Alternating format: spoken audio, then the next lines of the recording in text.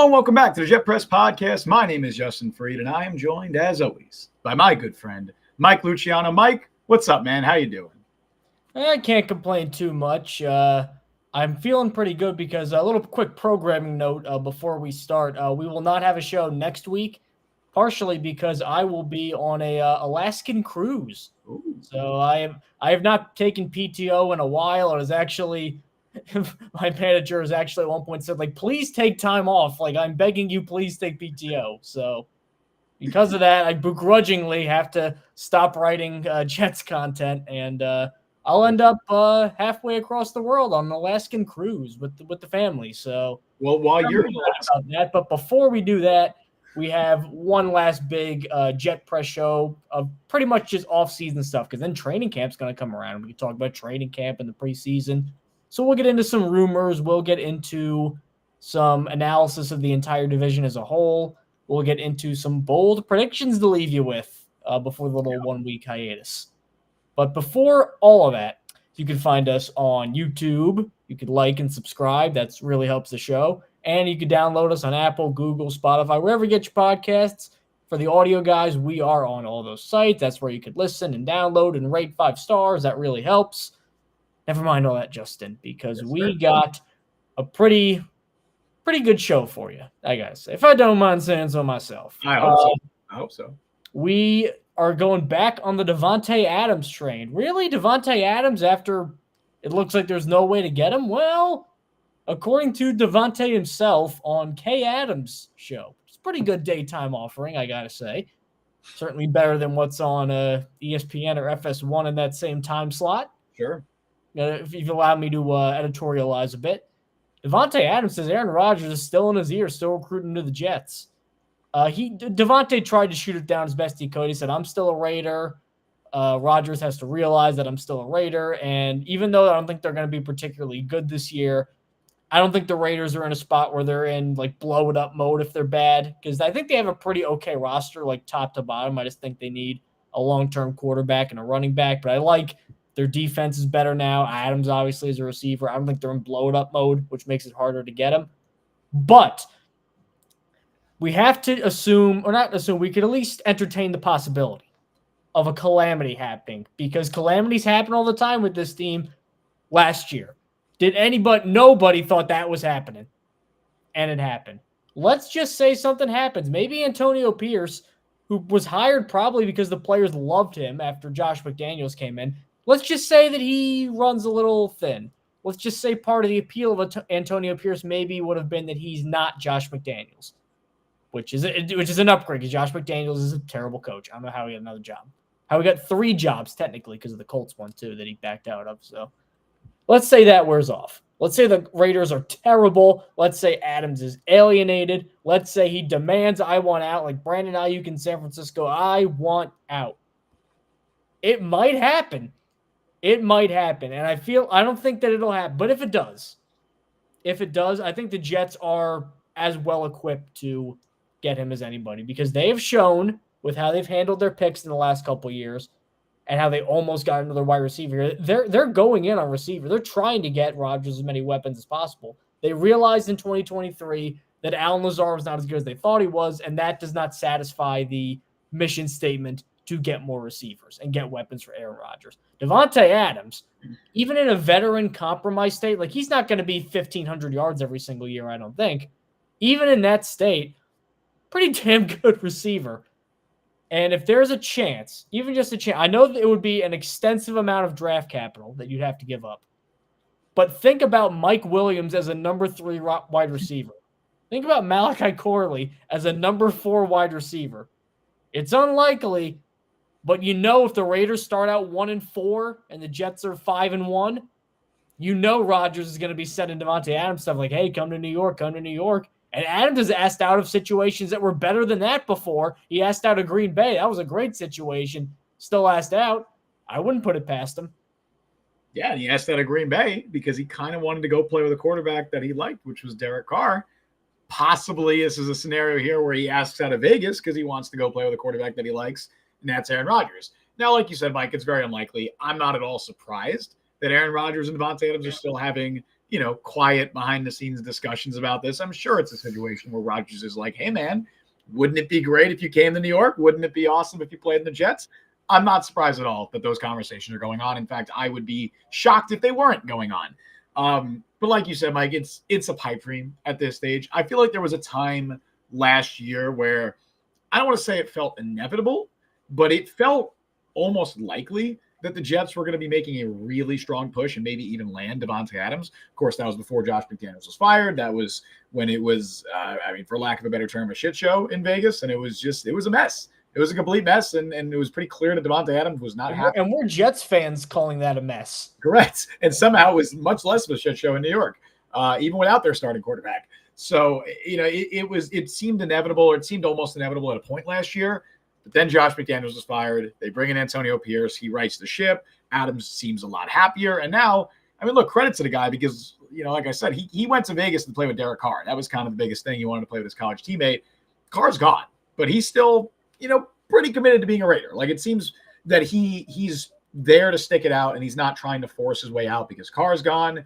And even though it's not a great situation, barring a significant turn for the worse, I don't think he's going to be traded. I don't think he's going to try and force his way out.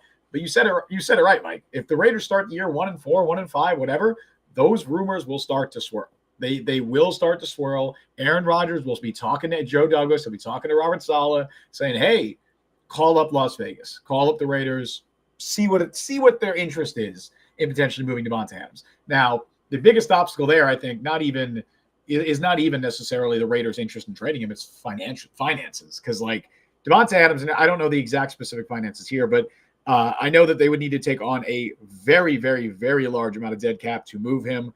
He's still under contract through 2026. His cap numbers the next 2 seasons are over $44 million. Now, they wouldn't be that high for an acquiring team. I believe they'd be around $36 million if a team traded. Oh, what a deal. Now, what I imagine would happen, or maybe it'd be like 30-something million, what I imagine would happen is the Jets, if they were to trade for Davante Adams, would have to rework his deal. I don't think he has as much guaranteed money left, so I think both sides would be motivated for that, get his cap number down. That's something they could do. But on the other hand, you have so many guys coming up that you need to worry about extending. Garrett Wilson being one of them, Breece Hall, Sauce Gardner. Quincy Williams is going to be needing a new contract soon enough. Jermaine Johnson. Hassan Reddick is probably about to get some sort of a new deal. Michael Carter. There are so many guys that you need to worry about paying that I'm not saying that it would be bad to trade for Davante Adams. I'm just saying there's so many obstacles in the way that could prevent it, both from the Jets side and the Raiders side, that it is, I would declare it a pipe dream. That's what I would call it. I don't think it is realistic. It's not impossible. I think there's a scenario in which it happens. It would just take a significant amount of factors going the way of this trade happening. It would take the Raiders being really bad. It would take, I think Antonio Pierce, like you said, losing his luster, and maybe Davante Adams growing unhappy again. And it would take the Jets feeling that they really either need to make a move for a wide receiver, or hell, they really have a chance of winning the Super Bowl and they want to just get themselves over the top by trading for Davante Adams. I think that's the scenario in which this happens. But the amount of things that need to go right, it's a lot. And I would call it a pipe dream. That's why I would call it a pipe dream. Well, the only reason that I think there's a non-zero chance is because Joe Douglas has basically said that he's on like a suicide mission with the Jets, where if I don't win, I'm taking all of you with me. All of you being all these picks and stuff like that. Like, we're burning this to the ground. If we could get a championship out of this, but if not, and I get fired, at least I went for it, and you're on your own. Well, I don't work for you anymore, so kind of screw you. And, as the fan in me who is going to be invested beyond Joe Douglas's tenure, part of that is upsetting to me, but also I'm like, you know what? This is what people were asking for, I guess. They wanted aggression. They wanted all in. Remember the all-in draft thing? I'm like, oh, that was a dumb idea, but this is what they wanted. And if there's even a thought of this app out there, I at least appreciate that Joe Douglas is kind of keeping it percolating out there, and that there's at least a thought. Like, I know this will mess up some stuff, but Davante Adams is Davante Adams, and we're trying to win a championship. To get a guy who's even considering that, I don't feel like a lot of GMs will. I know that Joe Douglas is being pressed into this because everything's very dire, because he could lose his job if they're really bad this year, but pressure makes diamonds, so he's trying something. everything we've seen from Joe Douglas, I know the narrative has been that like the Jets are going all in this year. They're sacrificing the future to go all in this year. I haven't really gotten that vibe. I know that they're obviously making a lot of moves to try and compete this year, bringing in guys like Tyron Smith, Mike Williams, but I haven't taken it as like, oh, they're sacrificing the future. I mean, Joe Douglas is still very much planning as if he's going to be here beyond 2024. He wouldn't have drafted Olo Fasciano in the first round if that was not his plan. I think the moves that Joe Douglas has made even this offseason have been indicative of someone who wants to compete this year, but expects to be here or beyond 2024. And he's not sacrificing future years to try and contend this year. And so, I think with related to the Davante Adams situation, I think it's still a possibility. I think it's still an option for them, but I don't think he's going to, sell the house or whatever. I don't think he's going to, see the Jets say they're like 3-3 going to the deadline or whatever, 4-3, whatever it would be. I don't think he's going to panic and trade for Davante Adams and be like, all right, we need to do this now, because I think he thinks this roster is good enough. And it is. It absolutely is. I don't think that's a hot take by any means. This roster is good enough to make the playoffs and possibly even compete for a Super Bowl without Davante Adams. So I don't think there's going to be pressure from the Jets side necessarily. I don't know. It's a very interesting situation that we'll have to see unfold. It's a possibility, and we can leave it at that. But it's going to be a scenario that we hear more about if things start to fall in a certain direction. If the Jets receiving room is struggling, if the Raiders are bad, most importantly, and honestly, even more important than that, if Davante Adams is unhappy, then we'll start to hear these rumors swirl up. But if the Raiders start 500 going into the trade deadline, I don't think we're going to hear much about this going into the deadline. Now let's move on to a topic that I'm actually very excited for, because I know we talk a lot about the Jets, but we also talk a lot about the AFC East, because that's a third of the Jets' schedule every year, and that's all their big rivals. So I want to take a look at the AFC East and kind of do a little studying our enemy and learning our enemy here as the Jets try to compete for a division title in a division outside the AFC North. This might be the best division in football. Is it the even North? better? I think the AFC West has a shot at that too, if the Chargers are as good as I think they're going to be, and they have Kansas City, obviously. The North is running away, I think, the best, but this is a deep division, man. It is. I think it's definitely better than the AFC West, for sure, because you have two teams that are kind of duds in the AFC West, whereas in the East, you really only have one team that I don't even think the Patriots are a dud in the way that like the Broncos are a dud, or even the Raiders. Like I think the Patriots on paper are definitely better than the Broncos, probably better than the Raiders. Well, let's get into talking about the Patriots first, because for the first time in over 20 years, we can talk about them as, without a doubt, they are projected to be the worst team in the division. Yes. Without question. And I've prayed for times like this. I'm thrilled for times like this that we could finally discuss the Patriots in this matter, or not just say, oh, they're going to go 13-3 every year because of inane bullshit or random Tom Brady devil magic on top of Tom Brady being really good. Like, that ship has sailed. Drake May might be that in the future, which would make me really upset. But I'm worried. But I don't know why. Washington, why did you take Jaden? Why?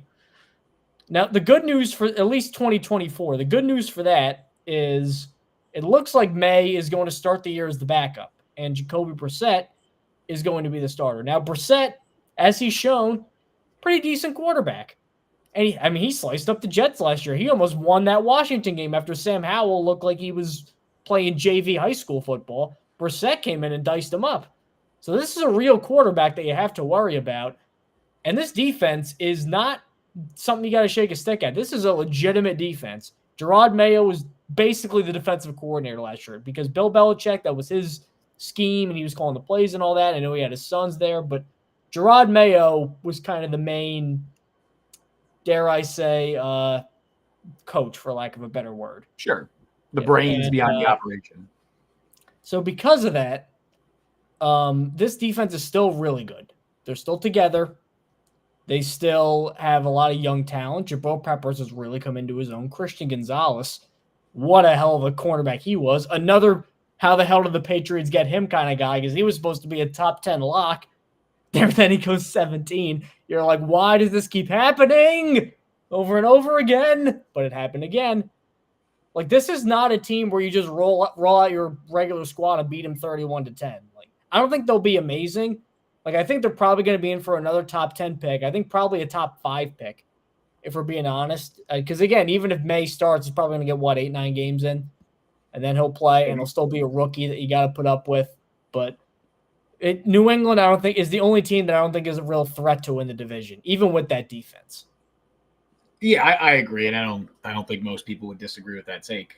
They're a better team than I think a lot of people are giving them credit for, and I think part of it is also me just being higher on their quarterback room than a lot of others. Like I think that Drake May is going to be really good. I don't know when we'll see him this year, but I really liked him as a prospect. Like you said, Mike, I am not happy that Washington passed on him with the second overall pick, and especially that he fell to the Patriots. But I also think Jacoby Brissett is pretty solid.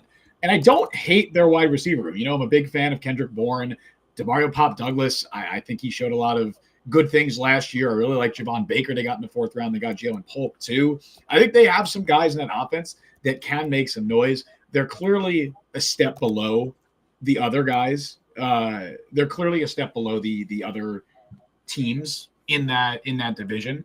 But I still think that they can do something this year. I don't think they're going to push for really a playoff spot. It would be very surprising if they made the playoffs, if they made a wild card spot. And I definitely don't would think surprise the hell out of me in that AFC. Correct. And I don't think they're competing for the division by any means at all. But I think they could surprise some people and win some games this year. I think that they are a tougher out than a lot of people are giving them credit for. But yeah, if we're talking about the AFC East, the Jets are definitely a step below, or not the Jets. I'm used to saying that. The Patriots are definitely a step below the other 3 teams in the AFC East. Oh, it feels so good. And then they'll probably end up being above the Jets anyway, because that's just how these things end up going. But it's just not after 20 years, Justin, where like there wasn't how many years, even during the Rex years, like those were surprising runs. Like no one thought they would really like win the division that year. And even again, last year, there was some question about, well, how is Rodgers going to fit? And then leg blew up. We all know that. Like for the first time this is the first time in 20 years where you could say the Jets are probably the favorites to win the division. It feels great. Now, again, it's probably not going to happen because of Jets luck, but would you say the Jets are favorites? Because I still think a lot of people are like the Bills. I still think Vegas odds say Jets. I mean, marginally, like. Sure. I think the Jets, last time I checked, were like in plus 180 or 190-ish or something like that. And then the Bills were like 210 and the Dolphins were 230 or something. Wow. Like it's a dead even 3-horse race. Yep.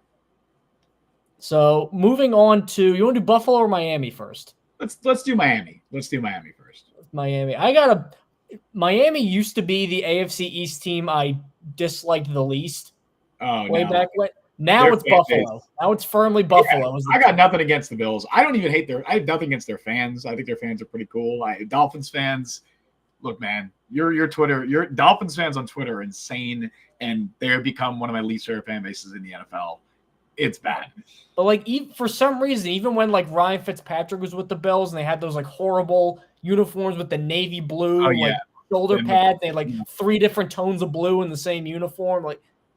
Eric Moulds, Lee Evans, like even in that time, for some reason, I disliked the Bills more than Miami. Maybe because Chad Pennington went there, and maybe because Miami always had like Ricky Williams and Ronnie Brown and stuff like that. They had some guys that were kind of cool. And now they got everyone's favorite good guy, Tyreek Hill. Oh yeah, Tyreek Hill. And Xavier Howard, who they had up until very recently, who you go look at what he got accused of doing. I mean, that was bad. My God, was that bad? I wouldn't even. It's one of those things where you hear that he does it, and you're like, huh? Like it doesn't even compute that a human being could like do that. Where you're like, what the? Wow, that's what Xavier Howard did. But moving on, let's get to Miami, just as a football team. Now, obviously, the offense is kind of scary, and they've earned the right to be scary. There are a few offenses in the league that genuinely would terrify me more than Miami, mostly because they are scheme proof, for lack of a better word, in that you could have Robert Saleh's got a really good defensive scheme and he's got really good players, but Tyreek Hill and Jalen Waddle are just really fast, so they can't keep up with them, so they just run by you. And you can't scheme your way around that. You can't, crunch guys down on defense. You can't really just outsmart guys to negate that speed. It's always going to be there. They're always going to have a good vertical passing game. And the running game they have. I mean, Raheem Mostert and Devon Achane, wasn't H.A. averaging like 9 or 10 yards a carry for most of last year? Yeah, it was insane. I know he inflated because of that Bronco game, but I mean, he's got tremendous speed. Like, you were to take the top 10 fastest guys in the league. What's Miami have? Like 4 of them? And then they just added Jalen Wright. And Jalen Wright they just add. Like, and then you get Mike McDaniel, who not only is he probably a top 5 offensive mind in terms of just like, let me draw plays and get guys open. Yep. Like, how many times do you watch Miami and Tyreek Hill is not only open, but there's not even anybody on the screen, and you're like, it's Tyreek Hill. How is he there? Because of Mike McDaniel. So not only do they have that, but they also have a guy who is uniquely equipped to beat the Jets in that he went against Robert Saleh defensively for all those years. So who knows better how to beat Robert Saleh's scheme than probably him and Kyle Shanahan, who make up 3 of the Jets games this year, including their opener on Monday Night Football. So that part is scary. And the defense is better than it was last year. So why is Miami still, in my opinion, the 3rd best team in the division? This is going to be weird because Tua Tagovailoa is not a bad quarterback. Like, Tua is a weird, like, gray. He's in that like weird Trevor Lawrence-y gray area where people will like threaten to slit each other's throats online, debating how good or how bad he is. Like, Tua's good. I think he's on the fringe of top 10. But he is, I don't think any quarterback gets more, outside of Brock Purdy, gets more of a schematic personnel boost than Tua. Yes. And I think what their performance in December and January showed is when things aren't clicking and you need Tua to play above himself, as all great quarterbacks eventually need to do, that's where the problems start. When it's cold, he's not as good. When he's thrown off center, not as good. When the pocket gets muddled because he doesn't have like elite arm strength, the accuracy is the selling point. When he doesn't have the elite arm strength, not as good. So because of that, if the Jets can find a way to somehow, I know this is much easier said than done, somehow neutralize the McDaniel impact on Tua, for lack of a better word, that'll be the key to helping them leapfrog Miami in the division. Well, first, as Brian says in chat, this is a great point. Miami probably is the best football team in America because they got Lionel Messi. Right? FC Cincinnati just beat him 6-1. And now Messi didn't play in that game, but okay, well they're in the supporter shield race. Go sure, NYCFC, who are speaking of that right now. So go NYCFC. Speaking of U.S. soccer, I believe we might be getting. I think we're supposed to get an announcement about Greg Berhalter within the next hour or so. It might be while we're live, and if the U.S. men's national team announces that Greg Berhalter is fired during the stream, I will be very excited. And he's honestly a fine. He was good in MLS. Don't you dare! He was bad. We're not going to talk about this now. He won MLS, didn't he, with the Crew? This man got fired from I think a second division Swedish side. He's not good. He sucks. He's bad. Then why were the Crew winning every single year with him? Name one signature win that Greg Berhalter has had as U.S. men's national team head coach. You can't. He's had 2 good results, and they were draws against Brazil and England, which were matched by Costa Rica and Slovenia within the last 3 weeks. Anyway, all right, so let's just go hire another great U.S. national team manager like there hasn't really been any. Bring in Jurgen Klopp. That's all right. Anyway, Klopp. Yes. Anyway, all right. We're just getting off the rails now. We're not talking wrong football. Let's talk about the Dolphins. That'd be like saying hey, I'm really struggling with my quarterbacks right now. We'll just get prime Peyton Manning. He's out there. He's out there, man. Why would he take this job? This is a rinky-dink, crappy job. Brian, you're right. This is your fault. Look what you've done. Don't you dare. I will take 0 Greg Berhalter defense. That is criminal as an American. Right, I'm sure there's 8 better options out there that the U.S. chose not to hire for some reason. There are infinite better options out. Anyway, all right. We're on football. I have another rant. I want to talk about Tua. Let's reel it back in. Let's talk about the Dolphins. Let's talk about Tua because I have a little, not a rant, but I don't want to go on, but a little spiel.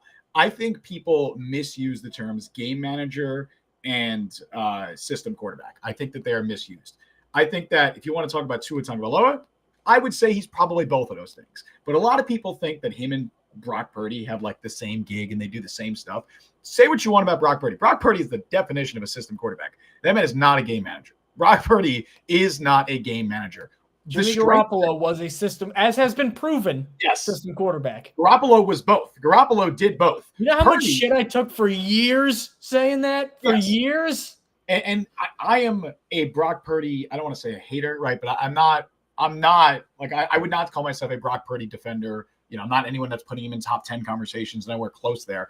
But he is a significant step up from Jimmy Garoppolo, and the reason he is because he's able to play make. He's able to create outside of the system. Now it's weird because the stuff that a Shanahan system normally requires from a good quarterback is stuff like anticipation, accuracy, pre-snap reads. Brock Purdy's not particularly great at that stuff. That's not even what his strengths are as a quarterback. That is what Tua's strengths are. But the reason that I can't put Tua in that top 10 conversation, I mean, you can if you want to, like, put him in top 10 conversation. If you want to be wrong, you can do that. But yeah, specifically with McDaniel is because we've never seen the ability for him to create outside of the system and to consistently do that. When things go wrong, he cannot succeed. He just cannot create outside of the system. Now, in that system, he is really freaking good. And you can't just put anybody else in that McDaniel scheme and have them be good. If you put Brock Purdy and the Dolphins, they stink. They're not nearly as good as they are now. Hell, if you put this is going to be a while. Did they put Brissett in, or was that before McDaniel got hired? When Brissett was the backup? No, that was Bridgewater, Skylar Thompson. Bridgewater, Skylar Thompson. Yeah. They were significantly worse in the same scheme. And this is going to be a crazy take. You put Patrick Mahomes in that system. I don't think he's significantly better than what we're seeing from Tua. It would be really dumb. Okay, There's where you lose me. Listen to me. I think it'd be really dumb to put Patrick Mahomes in that system because he is significantly better at many things than Tua, but just what the system asks Tua to do, he is one of the best you're going to find at that system. Now, as we've seen, if you are just relying on that scheme and just relying on that system to beat the guys in front of you, there are going to be limitations. And we've seen that every December with the Dolphins. It is a thing that has frequently followed Tua throughout his career, and it's now been a thing for multiple years under McDaniel. You need a quarterback that can do stuff beyond that system when things don't go wrong. When things go wrong, when the X's and O's aren't working, you need a guy that can create off schedule. Obviously, Patrick Mahomes is one of the best in the NFL at doing that, probably the best in the NFL at doing that, amongst many other things. Patrick Mahomes is an immensely more talented quarterback than Tua Tagovailoa. That is not the argument I'm making. I'm talking specifically in the system. I don't think Patrick Mahomes, the things that system asks from a quarterback, is significantly better than Tua at those specific things. I think Tua, as far as accuracy and anticipation is concerned, top 3 in the league. But obviously, you need more to be a quarterback. And so all of that is to say that while Tua is a very good quarterback, he is a very good quarterback, and he is absolutely maximized in Miami's scheme and what they ask him to do, he excels at. There's limitations with him, and those limitations tend to pop up when things get tough. And that's why, I'm with you, Mike, and I can't say that I'm like a believer in the Dolphins winning the AFC East or making a deep playoff run because of those reasons. I also don't think their defense is necessarily going to be better like they should be, but also you got to account for guys like Jalen Phillips and Bradley Chubb are both coming off major injuries. I don't even think it's a guarantee that either are going to be ready for week 1. I know Chubb suffered that ACL injury in like January or very end of December. Phillips, of course, had the Achilles, I believe, against the Jets. So there's no guarantee that either of them are going to be ready. I do think that that Kendall Fuller will be an improvement over Xavier Howard, who has quietly been pretty bad. They did bring in Jordan Poyer. They have Marcus May. Both of those guys have had some decent injury issues the last few years too. So I think there's a lot of question marks about that Miami defense, although I do like Calais Campbell coming in. I think that Zach Sealer is an underrated player too, but I have some question marks still about that defense, and I don't think they're automatically just going to be good this year, right? Jalen Ramsey's still really good. Anybody that says he's not is dumb. He's still very, very good. But I have some questions about the Miami team, and I think I would comfortably put them as the 3rd best team in the AFC East because of that. But again, all that's to say that they're going to dominate some teams. They're going to put up 50 points on a team probably in the regular season. They're probably going to do that because when everything is firing on all cylinders and when they're clicking on offense, it is impossible to stop. Genuinely impossible to stop them. But yeah, that's my rant about Tua. That's my spiel about him. And I don't know I always find it dumb when people try and make it seem like Tua and Brock Purdy are being asked to do the same thing and doing the same thing because they're totally not. Like, I would almost put I don't know, because Kirk Cousins is another guy like that who's like a system quarterback, right? But so Kirk Cousins in Minnesota, I would say that Kirk Cousins was a system quarterback in Minnesota. To his credit, But he kept bouncing between different coordinators and schemes and styles in Minnesota. To his credit, I think that he's tried to evolve. The issue is obviously he's just not the most mobile guy, so it's harder for him to play make. But I would definitely classify Kirk Cousins as like I think he's good. I think Kirk is very good. I think Kirk is absolutely a good quarterback. But and again, so I think people like system quarterback doesn't mean you're bad. Like you could be a bad system quarterback. That's Jimmy Garoppolo. That's a bad system quarterback. System quarterback to me implies that there's a system you're married to. Like Garoppolo could not exist as a system quarterback because we have not seen him succeed outside of Kyle Shanahan. We've seen guys like Kirk Cousins or even Jared Goff. Jared Goff, I would also. But Goff has exceeded now with McVay and with Ben Johnson. I think that alleviates the concerns. I guess it's semantics because, like, we can both agree that Jared Goff would not be nearly as good as he was last year if you put him in 95% of our schemes, right? But that's a credit to Ben Johnson. That's the credit to the work he did. You can say the same thing about Baker Mayfield, what he did last year in Tampa with Dave Canales. I don't think Baker would be nearly as good as he was last year with most other schemes. So, like, it depends. I don't think my definition of system quarterback is you are married to one scheme. I think it's when your numbers are clearly propped up by the system you're playing. That's kind of my definition. Well, I mean, that could be that's pretty much every guy with a good offensive coordinator in the league then. Sure. You could argue Patrick Mahomes then. But I think it's how I look at it is I think this player would be a significant step down in most other schemes. That's kind of how I view it. Like, so I think Kirk, if you put Kirk on a lot of other, like, I don't know how he's going to fare in Atlanta. I really don't. If you put him, I think if you put him on a lot of other teams, they're basically going to run McVay's offense because it's Zach Robinson. So sure, and I like Zach Robinson as a coach as well. So hopefully he'll get some good stuff out of him. But I don't think especially like Jared Goff, you put Jared Goff on, I don't know what was a mid team last year. You put him on like the Chargers. I think you're getting easy to be bad. He's not going to be good. I would say that. I don't think Jared Goff would be good on the Chargers. Whereas if you put like Justin Herbert in LA or Detroit, dude, now we're cooking.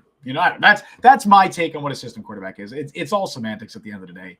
But anyway, my point was away from semantics and back to analysis with Buffalo because Buffalo took a step back because for the last 3 years, the class of the AFC, outside of honestly the 1 year, I'm willing to count Cincinnati's probably the fourth team in the AFC over the last couple of years. Now, I know they had the crazy run, but to me, the class of that conference was always Kansas City, Baltimore, and Buffalo. And I feel like if you looked at everybody's Super Bowl predictions, pretty much everyone had some variation of either Kansas City, Baltimore, or Buffalo. They've taken a step back, the Bills, because Stephon Diggs is gone. Gabriel Davis is gone. A lot of their defensive players are gone or back in like reduced roles. A lot of people would say that the window kind of closed, that they had their window. Josh Allen in his prime right before the contract got like too crazy and they had to get rid of guys like Diggs and they blew it. And to a degree, they kind of blew it. They blew their best chance at winning a Super Bowl as currently constructed with Josh Allen, Sean McDermott, this whole sort of power structure. But this is still a really good team. Like when you have Allen just in general, you're going to be good. Just on a base level, you're going to have some success because he's just that flipping good. I know the Jets give him some problems. I don't know why. I think for some reason, like because maybe they try to limit the big plays, he gets kind of antsy and he'll try to make a throw that he shouldn't. That's just my looking from how far away analysis of it. But you still got Allen. You still got a pretty good offensive line. You still got a defense that is, I think, has enough players like Matt Milano and Terrell Bernard. I think is one of the best linebacker combinations in all of football. I think that I really liked how they drafted. I like Cole Bishop. I like Dwayne Carter. They're both going to be good. And Oliver's still really good. Like they have, and then obviously Russo and Epinesa on the outside. Like they got guys. This is still a team you got to worry about. But I think more than it has been in other years. I know every year that the quarterback is obviously the main driving force, but more so than even any other years, this is all going to depend on Allen specifically. Because if he is not what he was at the end of last year, because the first year he was not that good, the first half, of last year, he was not as good as he normally is. If he's not second half good, I think it'll be tough for Buffalo to win the division. But if he is, I mean, why can't they win a Super Bowl? Because when Josh Allen's clicking, that is a guy who he'll play no matter what system you put him in because he's just so big and so strong and so athletic. Like you still got to worry about the Bills even in this compromised state.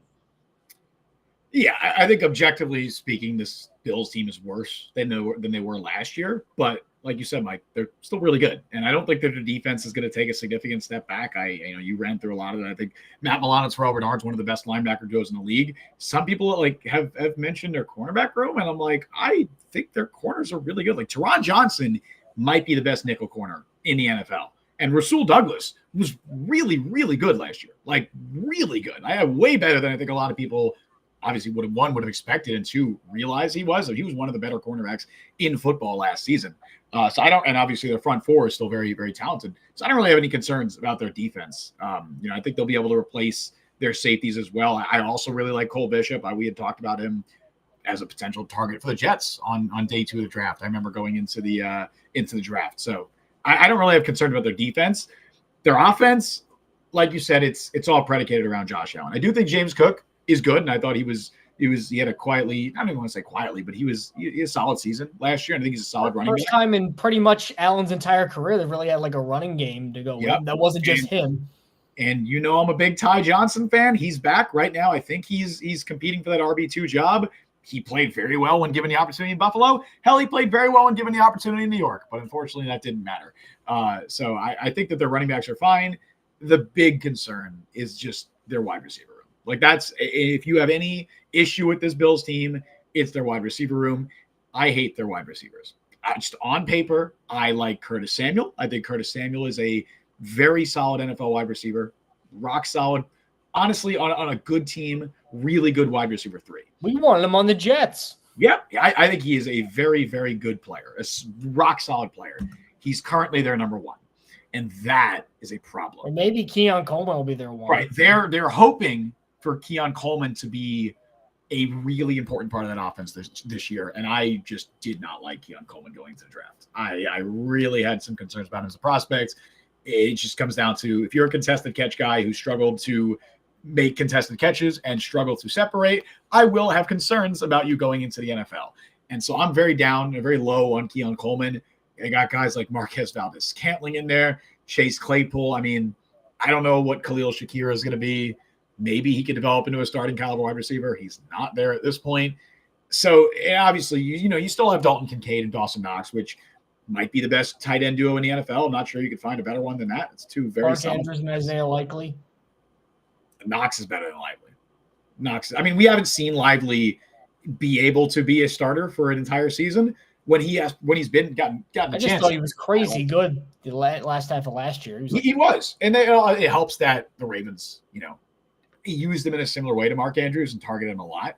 And Dawson Knox has had his own issues in the past. Like he's had drop concerns too. But yeah, either way, whether it's 1, 2, whatever, it doesn't matter. Kincaid is very good, and I think he's only going to get even better. The Jets apparently wanted Kincaid 2 years ago. If you go back to the 2023 draft, that was apparently a thing. So they're going to have to take on a lot of responsibility with the receivers being bad.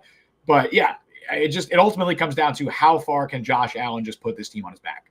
It kind of reminds me of some of those Aaron Rodgers teams where he just had nothing. Like his last year in Green Bay, that wide receiver room reminds me a little bit of this one, where you're like, oh, Alan Lazard is our Curtis Samuel. I mean, they're very, very different players schematically, and I think Samuel's better than Lazard, but it's a similar type thing where you're going in with a guy who's probably best as like a wide receiver 3, who is as your wide receiver 1, and then some other young guys who you're hoping just kind of take that. Christian Watson.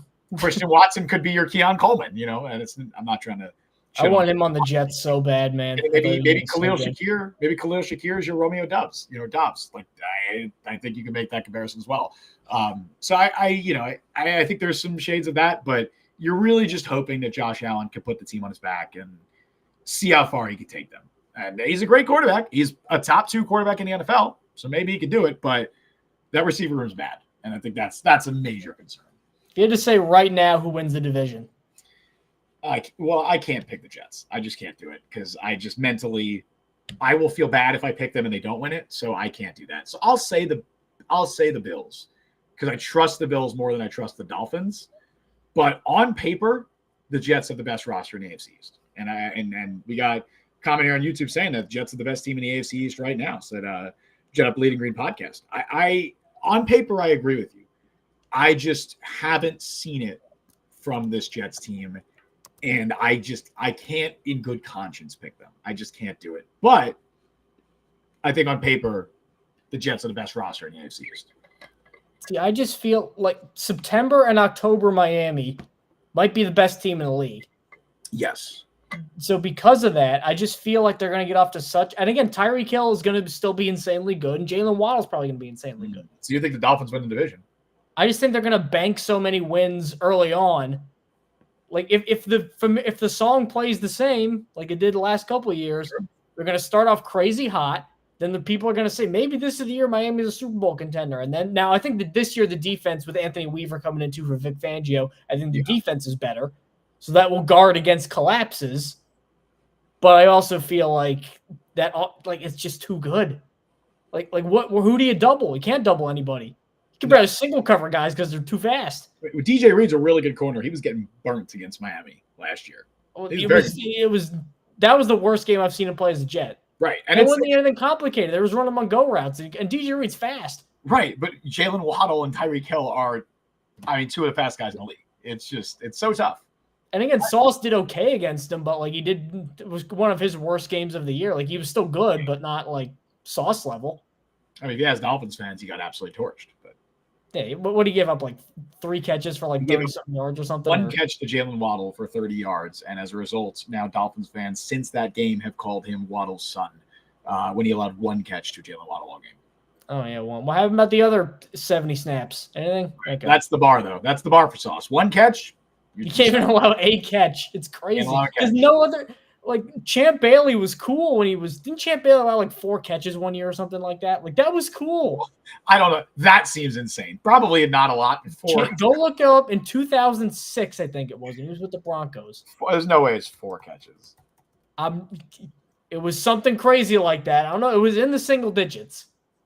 Well, the first thing I see is a Reddit post that says the 35 target 4 catch allowed has been debunked a bunch. Okay, well. That's Reddit. Take it for what it's worth, but. It was still really. I think he had 10 picks that year. He was still Revis in 09 is another example. Even that, you're allowing more than you're allowing some catches. It happens. You're a corner. Like it's gonna happen. I remember I was watching an old NFL Films thing. It was one of those top 10-y kind of shows, and they were talking about the Browns in the 80s because they had Hanford Dixon and Frank Minifield, who at the time were probably the 3rd and 4th best cornerbacks in the league, and they had them both on the same team. They I think they both made 3 Pro Bowls in a row together. And one guy was like, in 1987, only 7 passes were thrown at Hanford Dixon. And I'm like, there's no way. There's no possible way. That's just not true. No. That's the other thing. Stat keeping, especially with coverage stats, was so bad. They won it. It was non-existent for a long time. And then even when it started to become a thing, it's not reliable. That's the Champ Bailey. I'm sure that just was a rumor that got spread around. There's no way that's a reliable stat. It's probably still low, but probably not. Oh yeah, Champ Bailey is great. He's a Hall of Fame. Yeah. Let's move on to our last segment, which is bold predictions. We got a couple. We got 2 or 3 each, I know. So we want to go, and this could be about training camp, about the season in general. I'm going to go and kick the festivities off. Go for it, man. But I'm going to do it by reusing a prediction from last year, but I think it holds true because I really don't think that my prediction got a fair shake after we all know what happened. Sure. This year, Garrett Wilson will lead the AFC in receiving yards. All right, let's go. Because last year, honestly, I thought maybe part of last year was a fluke. Maybe or part of the rookie year was a fluke. Because we've seen that before. Sure. Crazy rookie year doesn't replicate it. I'm like, all right, let's see you do it again. Rodgers got hurt. Now I'm like, all right, now we really got to see how good this guy is. 1,000 yards again. With the most deplorable, gut-wrenching, I don't even want to talk about it, level of quarterback play. Remember that one year Randy Moss went to the Raiders and he had 500 yards in a whole season in 2006? Yes. Even the best of the best can have years like that where quarterback play just hurts you. Not Garrett Wilson. 1,000 yards. Our whole offensive game plan is run to Breece Hall, check down to Breece Hall, throw to Garrett Wilson. 7-8 catches every single game. It was ridiculous. And now you get Aaron Rodgers, and now you get Mike Williams beside you to take away some of that coverage. He's going to be up there with Tyreek. I think by the end of the year, we'll be talking about Garrett Wilson as the top 5 receiver in the league. I love that take. I don't think that that's a hot take at all. The fact that Garrett Wilson has been able to do what he's done over the first 2 years of his career with the quarterback play he's had is ridiculous. I was just writing up an article about him a few days ago, and I found, what was the stat? So it was of the 273 wide receivers drafted between 2015 and 2022, only 8 have had 1,000-yard seasons in their first 2 years in the NFL. And of all those 8 guys, almost every single one of them was like great quarterback. And then it's just Garrett Wilson, where it's like, how did he possibly do this with the quarterback play he's had? I mean, we're talking about guys like Jamar Chase, Justin Jefferson, Michael Thomas, Amari Cooper. I guess outside of maybe Cooper had good quarterback play. Actually, when Cooper was a rookie and stuff, and Derek Carr was cooking. He was very good then. So every one of those guys had really good quarterback play. And then there's Garrett Wilson, who's had, I think it's 8 different quarterbacks play with him. Rodgers, barely, but Zach Wilson. Yep. Chris Strevler, remember that? Yes. Mike White. Yep. Joe Flacco. Yep. Tim Boyle, Trevor Siemian. And maybe it's just 7. Did I say Zach Wilson? You said Zach Wilson. 7 or 8. But still. 7 or 8. 7 over 2 years. That's insane. That's ridiculous. Most guys get 1 in 5 years. Right. And so 7 in 2 years. Projecting that his numbers will be significantly better with not only a much better quarterback play, but hopefully a competent offensive line and actual receivers around him. I mean, if Mike Williams stays healthy, Garrett Wilson's not getting doubled. Garrett Wilson is not the only weapon in that offense now, especially if, Malachi Corley becomes something or whoever, right? So I don't think that's a hot take at all. I don't think that's a crazy take to project that he will lead the AFC in receiving yards this year, especially if Rodgers can stay healthy. Let's see. I got a couple. Should I go positive first or neutral? Neutral to negative. I'm not a cop. You pick. Okay. You've said that. I think that's your go-to response now. All right. This is neutral to maybe negative. It's neutral. It should be neutral. I think Xavier Gibson will be the Jets starting slot receiver for most of 2024, if not all of 2024. Ahead of Malachi Corley. And again, I see how that can be taken as a negative thing. That doesn't necessarily mean I'm down on Malachi Corley. I think it's 2 things. I think, 1, the Jets are expecting a pretty decent leap from Xavier Gibson this year. He was one of the biggest standouts in the spring. Obviously, we're not going to take too much away from OTAs and minicamp, but Gibson was making more plays than any wide receiver not named Garrett Wilson. Malachi Corley, meanwhile. Malachi Corley. Hold on. Dude. Hold on. Malachi Corley, meanwhile. I don't know why that was a tongue twister for me. Missed some time. Wow. Missed some time. Didn't really do much when he was given the opportunity. Of course, Corley is something I'm going to say his whole name now. No, you're going to get that. You're going to learn this. What's his name, Justin? Malachi Corley. It's in my head now. He's someone who is definitely going to be better suited for an environment where there's paths, where he can show off his dynamic yak ability and he can break some tackles. So I'm not shocked that he wasn't lighting it up in the spring. But I do think going into the summer, Xavier Gibson's ahead of him on the depth chart. And Corley's going to have to beat him out and earn that starting slot receiver job. And I don't know if he's going to be able to do it, at least not right away. I think Corley is someone that the Jets will try to work into the offense and get him some reps out there, but I'm not expecting a huge rookie season from him, and I don't expect him to be the Jets' number 3 wide receiver for most of the year. I'm going to go with another optimistic offensive prediction. Okay. Relating to another star, Breece Hall. All right. Join a select fraternity of players who have 1,000 rushing and receiving yards. Wow. In the same season. Well, because last year, I know that was out of necessity that Hall became the receiver that he ended up becoming. They didn't go into the year planning to give him 8 catches a game. But after discovering how good he was there, I don't see how they just eliminate that as part of their game plan. Because he was that good. Again, Mike Williams has the injury problems. You got to worry about that. You then have a guy in You have a guy in Braylon Allen who I think is a very limited player and in a good way. Like, he's a good player, but Braylon Allen's going to be a power back. He's not going to be a receiving threat. Yeah. If he is, he'll be a good starting running back, but that's not what he's going to be during his rookie year, which is fine. I think they're going to ride Hall until the freaking wheels fall off. Yeah. Which is good because he's really good. I know people took objection to that list somehow, where ESPN had him ranked they had him ranked 2, and then people were like, he's actually 9. I'm like, okay. That was like a poll of like NFL execs, coaches from around the league. Like that was not like ESPN's writer's opinion, you know. That was a poll of people around the league. Them, what's that old I think it's like a King of the Hill meme where they're like, if those kids could read, they'd be very upset. Yeah. That's what Yeah. I'm like, read the article. But yeah, I think Breece Hall is going to be on that level. Like, if everything goes right, why can't he? And he's producing with Hackett and a terrible line. Now he's got a good line and less Hackett and more Rodgers, which will help you get more yards just inherently. Yeah, and you're not the only one that's saying that too. Michael in chat here from Facebook said that Breece Hall will be in the running for league MVP, 2,000 total yards. MVP be a lot. If he gets 2,000 yards, having a running back win MVP. If Christian McCaffrey didn't, win MVP last year when there was no real, front runner, no real runaway favorite, it's going to be real tough for a running back to win MVP in today's day and age. But yeah, I think it's absolutely possible that he could get the 2,000 yards. Also, had a little spotlight go out on Breece Hall in an article I wrote recently. So Breece Hall, as we know, he ranked 4th in the NFL in scrimmage yards, behind only Christian McCaffrey, CeeDee Lamb, and Tyreek Hill.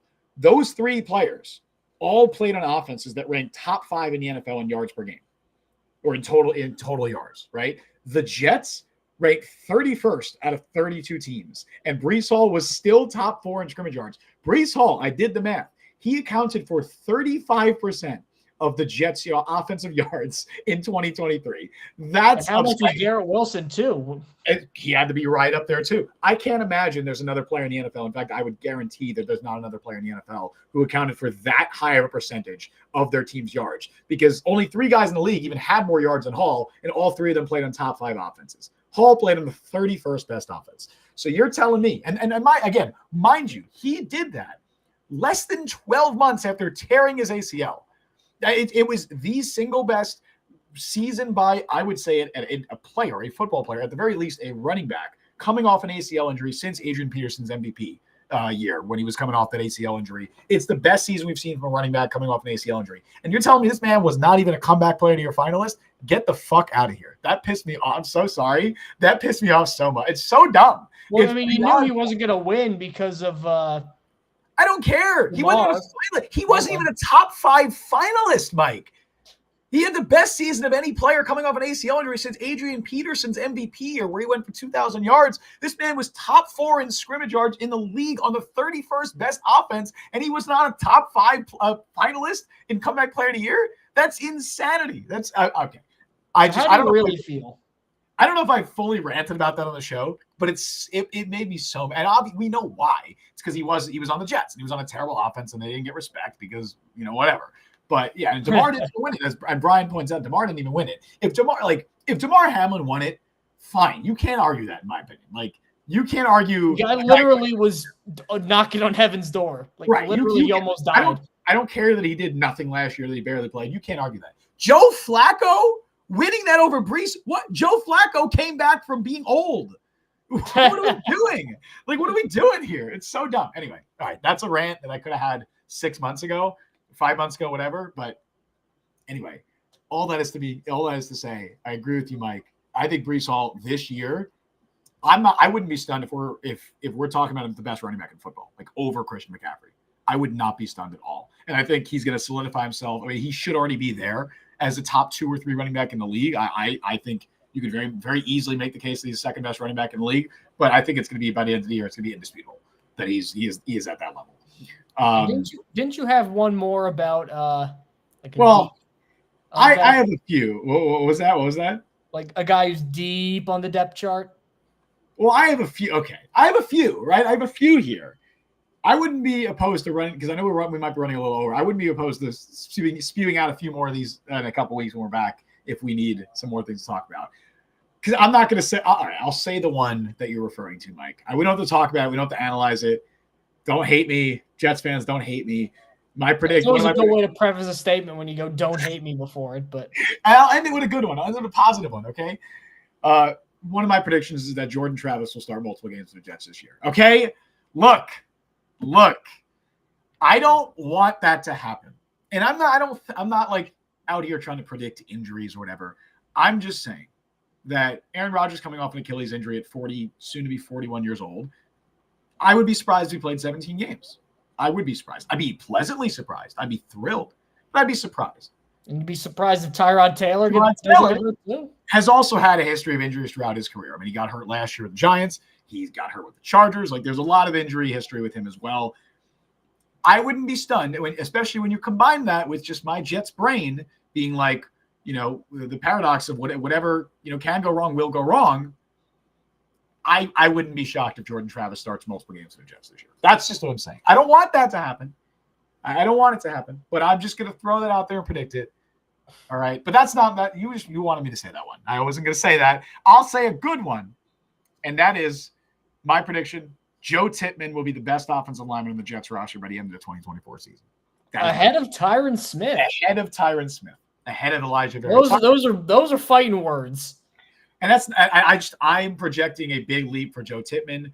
I don't know what you want to. I don't want to turn this into a negative thing, but I don't know if Tyron Smith could be as good as he was last year. I don't know if he's gonna be second team All Pro caliber, and maybe he'll get hurt too. Like, I don't want to turn this into a negative thing. I'm more talking about the leap that I think Joe Tippmann is going to take. I thought that he showed very, very encouraging strides as the year went on, and this is a guy who did not run with the first team offense for most of the summer, for pretty much any of the summer, was being tossed around between center and guard in the summer. And then when he first got in the starting lineup, was playing guard, then had to move to center. He was playing with Xavier Newman alongside him. I mean, the dude, Xavier Newman. Friend of the show, Xavier Newman. Not a shot at Xavier Newman. He was playing with guys the bigger point is guys who had just been signed up the practice squad, who he had never played with. I mean, Jake Hansen, Chris Glazer. I mean, guys like that were playing alongside Joe Tippmann. And so the fact that I think by the end of the year, he might have been probably the best offensive lineman that was healthy still on the team.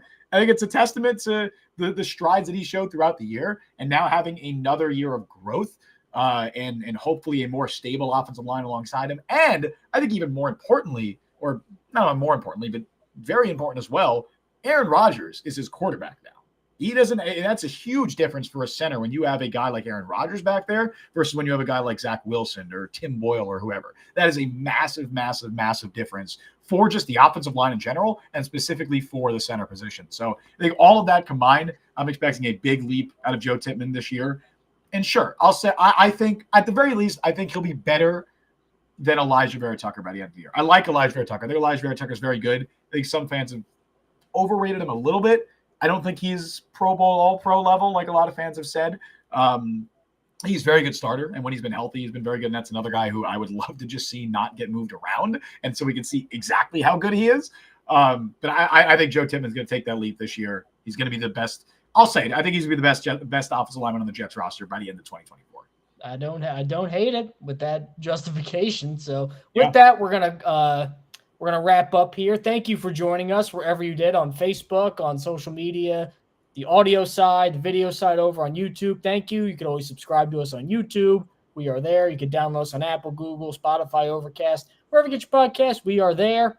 So Justin, as we prepare for a 1 week summer hiatus, how are we feeling? I'm feeling good. Hey, look, dude, while you're going to be in Alaska, I'm going to be in Maine because I'm also going away the next weekend. So we're going to be on like complete opposite ends of the country. We are going on such a break that we want to get as far away from each other as possible. I don't even want to be in the near vicinity. I want to be like 5 time zones away from you. I'm going to be in like Dubai at some point to like what's the longitudinally? What's the longest point away from Justin? I think it's China. I think China's like the exact opposite side of the globe. So, how do you know that? I don't know. Well, you never heard the thing where it's like, you remember when you were a kid and you'd be like digging a hole? This might be a me example, but maybe this is a shared experience. Well, you mean the thing people you can't dig a hole in China? Hold on. Like, well, that's the thing. You ever heard like, oh, you're gonna dig a hole in China? Obviously, you can't do that, but you never heard that? Like, I mean, I heard it, but I never I didn't like have to be told it wasn't real. I was like, well, you I obviously it wasn't can't real. do that. But I think, all right, I'm basing my information on China being on the opposite side of the world of the U.S. from that, just so you know. So this isn't like based in any theory. This is based in Also, stuff it makes you heard when sense. you were 6. It makes sense. Like it seems legit. Like that seems like about the opposite side of the world. I don't know, man. Hopefully, I didn't see. Did Greg Berhalter get fired? I hope he did.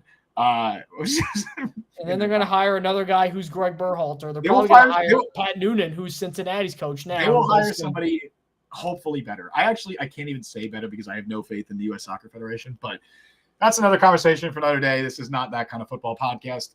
Until 2 weeks from now, Mike, I hope you enjoy your trip in Alaska. Enjoy that. I will hopefully enjoy my trip in Maine. And for all of you beautiful people watching or listening at home, thank you all for joining us on the show today. You can follow Mike on Twitter at by Mike Luciano. Follow me on Twitter at Justin T. Freed. Follow the Jet Press on Jet Press. Download the Jet Press podcast wherever you get your podcast. Check us out on YouTube and TikTok. Subscribe, hit that notification bell. You guys know what to do. We stream live every Wednesday at 3 p.m. Eastern Time, except not next Wednesday. Thank you all for listening to Jet Press Podcast. I've been Justin Freed. That has been Mike Luciano. We'll see you guys in 2 weeks when Jets training camp is here. I'll be sure to let you guys know how Alaska went.